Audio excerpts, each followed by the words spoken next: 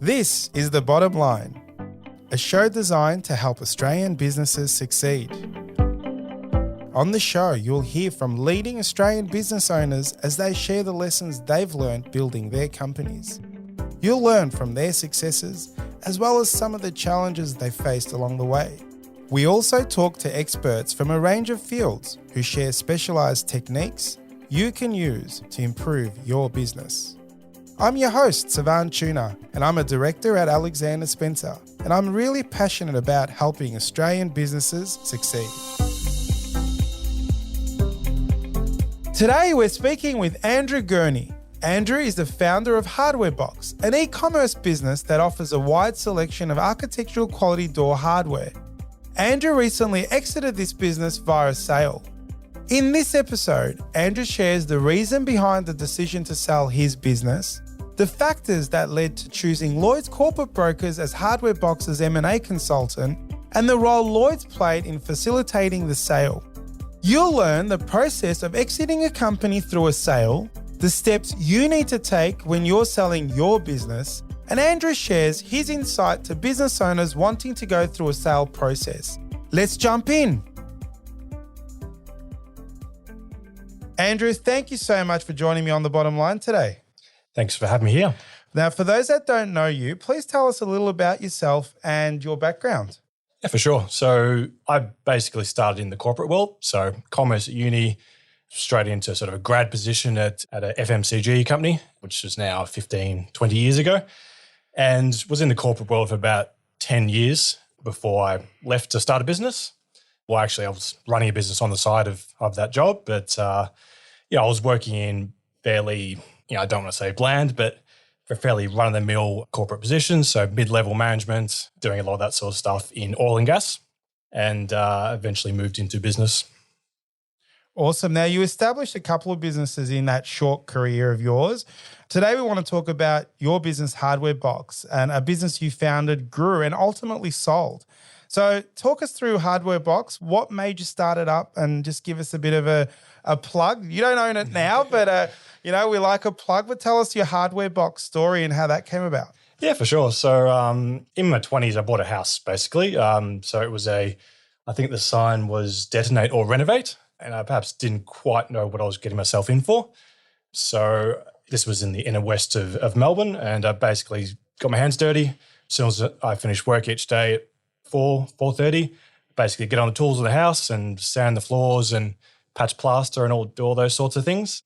It was going to take me 6 months. I think it took me 4 years in the end. Oh, wow. But certainly one fantastic thing which came out of that was learning about building products. So I was obviously buying floorboards and tiles and paint and tapware and door hardware. And certainly one thing that jumped out at me through that was just how limited the range was in certain categories. One of those was door hardware. So I did a bit of research, like most people, essentially just Googled it and found some suppliers overseas in China. And before long, I was basically importing door hardware, selling on eBay and my own website at the time. That was about 7 years ago.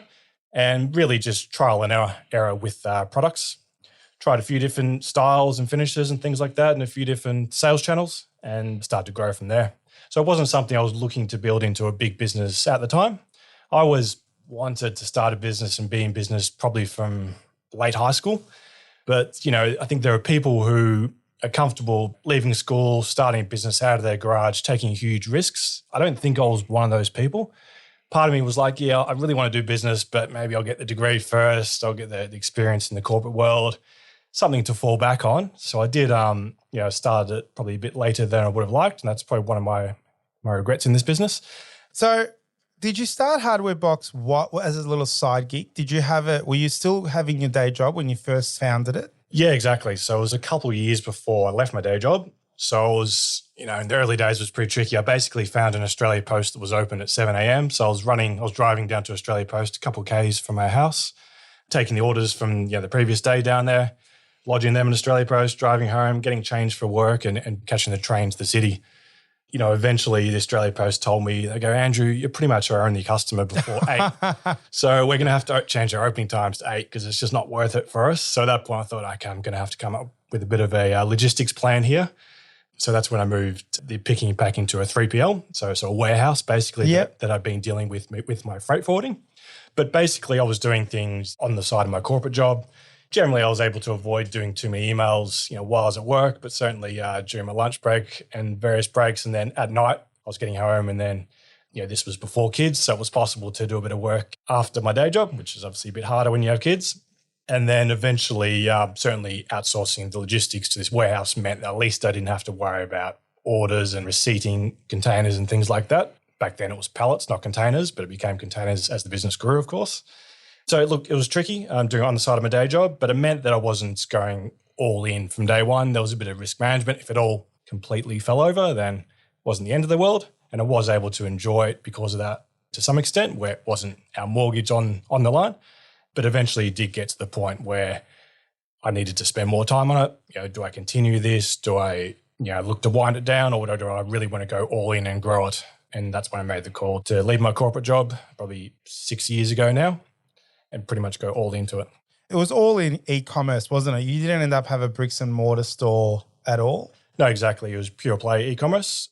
So no bricks and mortar store, no showroom. Essentially orders at that stage were almost all coming through the website. So I was selling on eBay and some other marketplaces at the time, but pretty much 99% through the website. The orders would go direct to the warehouse. The warehouse would, of course, pack them. My background in the corporate world was logistics, so I basically had to train the warehouse. It wasn't something that they'd done a lot of. There weren't a lot of e-commerce specialist 3PLs back then anyway, but they certainly hadn't picked orders for an e-commerce business. So I went out to the warehouse and trained them and got them used to the systems. In many ways, they were almost my warehouse in the sense that they were logging into my systems, looking for orders, updating tracking numbers when they dispatched, so which was good. So I got the advantage of a 3PL in terms of the pricing flexibility, but also the advantage of they would do it essentially my way, and that helped a lot. Awesome. Now, today's topic is about exiting a business via sale. Did you always have exit as part of your business plan? I did at some point. I definitely didn't day one, but it got to the point where it started to become a proper business. It was paying the bills and it was replacing my day job, where I thought, well, where do I want this business to go? Certainly wasn't the sort of business that I was going to pass down to my kids in 20 or 30 years. And my kids are quite young, so I would have been managing the business for another 20 years. So certainly exiting was something I'd strongly considered. Always thought, look, I'll wait till it gets to X point before I start to think about that further. And then you get there in terms of revenue, and then you think, I'll just kick the can down the road a little bit, because I was enjoying it. It was still growing really fast. So it was something in the back of my mind pretty much the whole time. But I hadn't sat down early on and said, when I get to this point in terms of revenue or years, then I'll take it to the market. In many ways, it happened quite naturally over the years. Once some other priorities came up, which I'm sure we'll talk about, which led to me to making the call that now I need to start thinking about selling. It is a tough decision, and you sort of elaborated a little bit about that. But what was it for you that made you decide to sell at that time? Okay, so when I left the corporate world, I actually started another business at the same time. So with someone I used to work with in my corporate jobs, we basically, in the last 6 months of working there, we talked about some business opportunities that related to the stuff that we were doing at work at the time. So I actually left the corporate world to start that business and go into Hardware Box, or spend more time in Hardware Box. And then a couple of years later, I was finding that both businesses were doing well, which is good. And it's a great problem to have. But the problem is that I was not having enough time in the week to basically go all in on both businesses. So I had to make the call on which one do I want to focus on moving forward. By then, we'd had our first child, so I had a 2-year-old at home, and I was getting 3 hours sleep at night. So the idea of doing 70-hour weeks wasn't realistic. So Hardware Box was a bit more mature at that point, had some really good numbers. So that was the one that made sense to try and exit. As well as, realistically, I'd been running it for 7 years, and I feel it was just time to pass over to someone else. There were a lot of good growth opportunities for the business, but I wasn't particularly excited about undertaking those. I was somewhat burnt out with the business a little bit. And I thought, it'd be great for someone else to come in here who's fresher and energetic and really take this to the next level, whether it be expanding internationally or into new product ranges. So to some extent, I just felt the time was right for that business. Whereas my other business, which I was involved with, was perhaps a bit earlier in the cycle. Still, those first few years when you're really excited and you're really passionate about expanding and creating new products and services. So So it made sense to exit from this one. And realistically, the idea of taking some money off the table is a big part of it. People think if you run a business that makes millions of dollars or $10 million, $20 million a year that you actually have a lot of money. The reality of business is you don't necessarily have a lot while you're running the business due to inventory costs and cash flow and things like that. So I'd definitely be lying if I didn't say money was a factor in terms of being able to take some money off the table, some risk off the table. By then we had our second child, so we had mortgage, 2 kids, and certainly having a bit of money to reduce the stresses was a big part of it. Awesome. It sounds like a really talented athlete that has to choose between cricket or AFL and ultimately focus on one thing. So when you kind of were telling that story, I could just hear what some of the really talented AFL players have to go through when they need to decide which way to go. But obviously you then made the decision. You engaged with Lloyds Corporate Brokers as your M&A consultant. What process did you take for choosing the right broker to sell your business and then ultimately Lloyds? Yeah, for sure. I mean, look, I had no idea how to sell a business. I assumed brokers were a thing. I think I'd heard about business brokers before and read about businesses being sold. I like to read some of the business publications, so I was generally aware of the process. But basically, I just Googled it. So it was actually probably something about 8 months before the business went to market. I started to think about, I'll do some research on what I actually need to do to sell this business. So started to do some research then, create a bit of a list of brokers and say M&A lawyers and things like that I would need. Lloyds were one of those. So from doing a bit of research with Lloyds and jumping on their website, before I even reached out to them, I looked at some of the business they'd sold recently, found that they had experience within e-commerce, within digital businesses. It wasn't just manufacturing, plant or more traditional old school businesses. So from that point, I knew that they understood, or they would likely understood the sort of business that I was basically in. So when the time came to sell about 6 months later, I reached out to Lloyds and a number of other brokers, had some informal chats back and forth, shared some numbers, shared a bit of an idea what the business was about, and made sure I asked them some important questions to see, did they understand this business? Did they understand the industry and the market? I was really impressed with their answers, and I'm certainly more so than some of the other businesses I spoke to. They seemed to definitely understand the industry and the market and the opportunities for potentially a new owner. I thought that was really important because ultimately they were going to be the first point of contact for any inquiries. So if they understood the industry and the business and could really sell that initially to potential acquirers, then that would take a lot of the stress off me when I eventually would get involved in the process and have those calls. So for me, it was really clear that Lloyds were the best option. There were a number of other good options as well, but Lloyds definitely stood out, particularly in this segment of the market. In terms of your revenue as well, you might have brokers that are really focused on selling your local pizza shop or cafe, which just wouldn't have been suitable for this sort of business. Take us briefly through the sale process that Lloyds deployed to get you the best possible price. Yeah, for sure. So a big part of the process hinged on the information memorandum, which Lloyds put together. So that's really a document where you answer a whole lot of questions about your business, from what's involved day to day in terms of your own involvement through to risks, opportunities, growth, numbers, all those sorts of things. So that's really the documents that most potential acquirers will review and see first and likely make a call on whether they want to have that initial discussion with you after reading that document. So look, we spent probably the first 6 weeks working on that document back and forth between myself and Lloyds, making sure that we put our best possible foot forward in terms of the numbers, the opportunity, the risks, things like that.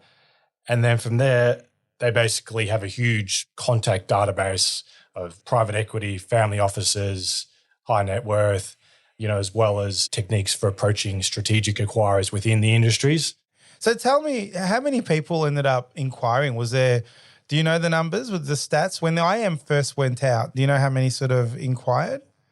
Yeah, testing my memory here, but I think it was about 50 or 60 Wow. inquired. So that's downloading the IM, information memorandum, and reaching out and just asking some basic questions, which was, I was really impressed with. I wasn't sure how much interest there'd be. You don't really know. There's never obvious direct comparisons out there that you can say, this will happen or that will happen.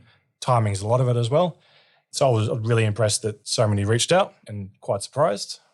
And did it come down to 4 or 5 players that sort of really made a strong bid, or was it sort of just take us through that from 50 to 60 down to potentially some of the really strong interested parties? You know, I mean, you don't have to share names or confidential information, but take us through that journey and then a little bit about how you were feeling during the process. Yeah, for sure. I mean, I was feeling stressed, to be honest, probably the entire 4 or 5 months. And look, and certainly Lloyds and some other people that were involved in the process made the process a lot better. But it's anyone that tells you that selling a business is easy or it's smooth is probably not being honest. It was a very stressful process. But in terms of how the process played out is generally there were a number of those 50 or 60 would ask questions back and forth and then determine if they wanted to have a call or a meeting to discuss the business further. So that's face-to-face or Zoom with myself and Lloyds in that call. So I probably had calls or face-to-face meeting with about 10 parties through that process. And that was more of a deep dive into the business, into my involvement, why I want to sell, all the obvious questions that a potential acquirer would want to ask. And then there was 3 offers on the table in the end. I was surprised how quickly the process went. I think from when the information memorandum went out to the offers was probably only about 3 or 4 weeks, which was a lot quicker than what I was expecting. I think even quicker than what Lloyds were expecting. But there were a couple of pretty keen parties, which is obviously a great problem to have. It is a great problem, but the one you want. You don't want it to be a slow process. That would have been really exciting. Did you have any doubts at all? You're like, oh, no, now offers have come. Did you have any, not buyer's remorse, but seller's remorse at all during the process? Probably not, because the process was all so busy. I mean, when you're going through this process, you're having calls, you're answering emails about the business, but you're also running the business day to day. And you're actually probably spending a little bit more time in the business because that's not the point. You want to take your foot off the pedal, obviously. So I was so busy and so involved in the process that I didn't have a chance to properly think about whether I was happy with the direction I was going. I think I was in retrospect, and it was definitely, very exciting. But you don't really get that time to think about it at that point, probably until later on when you go through due diligence. That's probably the time where those sorts of questions come up. And that's exactly my next question. So due diligence is, for those that don't know, I might, as the accountant, explain what that might be. And Andrew, you can sort of run through your process of due diligence. Due diligence is generally when an interested party will go down deep into a business post making an offer and just make sure that the numbers that they've seen, the revenue is what it is, the products are real, and they visit you and visit the 3PL. So they normally make a non-binding offer. Is that kind of what happened with you, Andrew? Non-binding offer and then DD? Yeah, exactly. So it was a non-binding offer on key conditions around revenue and things like that. Basically, they want to verify X, Y, and Z, and that's part of the non-binding offer. The reality is how it works with a sale is that the power then pretty much all goes to the buyer. So, right, it's basically a non-binding offer. So they put various things in the offer that they want to see and verify during due diligence. But the power very much moves to the buyer in that scenario where it's exclusive. So you can't then be talking to other people who may be interested to that point, but they can walk away at any time. The analogy is it's like a fish on the hook, but you still got to reel them in, and they can really just get out from there afterwards. So How was the due diligence process for you? Did that process go really smoothly? Was there any hiccups along that journey at all for you? It didn't feel like it went smoothly. It did. I mean, my M&A lawyer and Lloyds, pretty much their feedback was the process was one of the more smoother ones they'd been through. But when you're on the receiving end of due diligence and you're being asked for these documents and numbers, and you're must have been 10 or 20 calls with their accountants back and forth, you very much feel under the spotlight. It's a very stressful process. And I think if anyone's going through that, it's definitely worth talking to someone that's been through it before, whether that's Lloyds and those sort of people, but also people that have sold their businesses, because you don't really know what to expect. And so I think it's really important. So if you are going through the process of selling your business, due diligence is one of those things where even if you know people in business, whether that be friends and family, odds are they won't have been through that either. So really worth connecting with someone that's been through that process to understand what it's like, because you do feel a little bit lost at times. Lloyds were a really big help through that to say due diligence stage 1 has gone really well. You'll find they'll now start to ask about tax or legal or so on and so forth. So they guided the process really well on that. But look, it's really stressful, even when it goes smoothly, which it did in our case. And so they didn't find too many skeletons, maybe a few small things, but nothing major. They were overly quite happy, but it's still pretty intense. It's 6-8 weeks, I think, from memory. A lot of back and forth, a lot of discussing of numbers. And I think you also don't know what they're thinking at the time. So they'll ask a question or they'll ask for more detail on a number. And you try to think, well, why are they asking? Why, yeah. Have they seen something or they're worried about something? Yeah, the reality is it's almost certainly not the case. But you have that anxiety, right? So, and being a sole owner, you didn't have business partners in this business. So it's all on you. And obviously, Lloyds obviously did a great job in helping you through that process. What advice do you have for young founders that want to sell their business? Look, I think something I regret not doing is building a bit of a network around businesses that were similar to mine.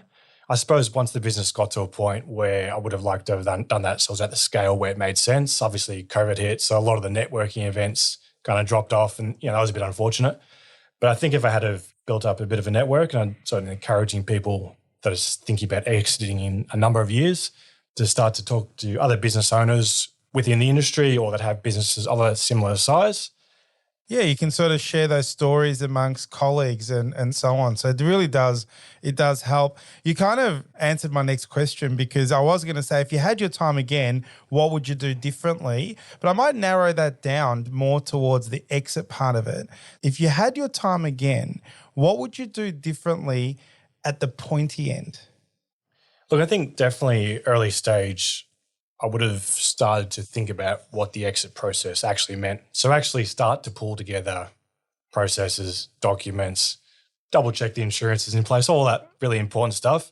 If you have all that all set up before you even go to market, it's just a little bit less stress when you eventually have to provide it during due diligence or at handover. You've already got a million things you're doing at that time, a million things you're thinking about. So that's definitely one thing. And you can't really start to work on those things too early. I mean, checking your insurance is 100%. You've got all the right cover and all the right paperwork, and you've got processes for the things that you do, not just the employee. I mean, I only had one employee, so it was relatively easy. But of course, developing processes and procedures for yourself, there's no reason why I can't do that early when you've got the time and you can think clearly. So it's definitely one thing I would have done differently. I think also just probably enjoy the process a bit more. And my lawyer said that as well. He goes, look, you'll look back and you'll actually have enjoyed this process more than you realize right now. So take the time, reflect on each day, even if it's talking to your partner or your friends. So really enjoy it because you may only exit one or two businesses your entire life, maybe more if you're lucky, but enjoy it and yeah. Awesome. Now, two more questions, Andrew. One is, would you recommend Lloyds Business Brokers to colleagues? And if so, why? Yeah, absolutely. I mean, they were fantastic from day one. They basically were able to provide a good overview of the entire process, not just, what the next steps were a week or two later, but what it's going to look like in 2 weeks, 6 weeks, 8 weeks, even come up with a bit of a plan. So if we don't get enough traction, here's what we can do. So really that longer term overview of how the process was all going to play out, but also not just the selling process, but what happens after you sell, in terms of how much generally you'd be expected to be involved. Start to think about that now. These are conversations you might be having with the buyers early on. So think about that post-exit process and what it looks like for you so you can go in ready. I think the other part was they've got such a good team with a variety of experience. So they've sold obviously lots of different businesses, different parts of the market. They've got specialists in certain industries and certain size businesses. They generally have a lead who you work with day to day, but if you've got questions where they can't answer, they'll draw on other parts of the team. It's like almost like an orchestra or a band where they can bring in specialists. So from that point of view, fantastic. I recommend them to anyone. Awesome. Now that you've sold, what are the plans for you moving on? You've obviously got that other business. So a quick plug for ScanSKU. Yep. What's on for the journey for Andrew now that your focus is on the one business? So yeah, like I alluded to earlier, I'd started another business around the time I left the corporate world, so ScanSKU. So my background in the corporate world was logistics. And of course, I saw e-commerce logistics from running Hardware Box. So a bunch of ideas came out of those experiences, and ScanSKU provides solutions for sort of small to medium-sized companies to bring technology into their warehouses. So these are businesses which currently maybe they pick orders on bits of paper or they're using spreadsheets to manage their inventory. So it's to really bring some technology into them. Whereas typically within logistics, you have to be quite a large business to really be able to afford all the technology that the Coles and Woolworths have. So it's to bridge that gap. So that's really where we're focused. 70 to 80% of business is in the US. Most of our customers are e-commerce customers. It's kind of naturally happened that way. E-commerce has, of course, boomed through COVID and even prior to COVID, particularly in the US. So a lot of our business is there, but we have a strong customer base in Australia too. And also, we want to do a bit more traveling. When you're running your business, you take time off and you go away, but you find yourself online after the kids go to sleep at doing emails. So take a bit of opportunity to take the kids while they're young and it's relatively easy to travel and they want to travel with their parents at that time. See a bit of Australia, things like that. Awesome. Well, thank you so much for joining me on The Bottom Line, Andrew. An amazing outcome and a great story. I wish you all the best in your future projects and similar success for ScanSKU. Thank you again. Appreciate it. This is The Bottom Line, a show designed to help Australian businesses succeed. This podcast was produced by accountancy firm Alexander Spencer. At Alexander Spencer, we've been helping business owners realise their goals since 1952. And we play a pivotal role in developing, implementing, and supervising the business goals and strategies of our clients. To find out how we can help your business succeed, head to our website, alexanderspencer.com.au. To make sure you don't miss an episode of The Bottom Line, be sure to subscribe to or follow the show in your podcast app. And while you're there, leave us a 5-star review. It really helps others find the show. I'm Savan Tuna, and we'll be back next episode with more tips to help you transform your business. And that's The Bottom Line.